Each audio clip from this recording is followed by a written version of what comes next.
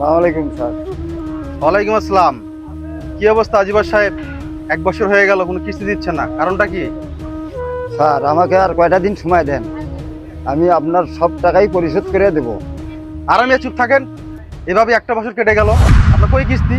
আমি আজকেই টাকা চাই, নাহলে আপনার নামে মামলা দেবো আমি। আরে লোকটা এরকম বাবার সাথে খারাপ ব্যবহার করছে কেন? যাই তো দেখি। আর চুপ করেন মিয়া, এই কথা বলে আপনি 1 বছর পার করছেন। আমি আপনার কোনো কথা শুনতে চাই না, এই মুহূর্তে আমার টাকা লাগবে। আরে ভাই কি হয়েছে? আরে ভাই, উনি আমাকে 1 বছর যাবত টাকা নিয়ে ঘুরেতেছে, আমার কিস্তির টাকা দিচ্ছে না।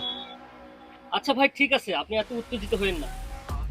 আসলে আমার বাবা টাকাটা নিয়েছিল আমার ছোট ভাইকে পড়ালেখা করার জন্য। আপনি 1 মিনিট দাঁড়ান, আমি আমার ছোট ভাইয়ের সাথে একটু কথা বলি।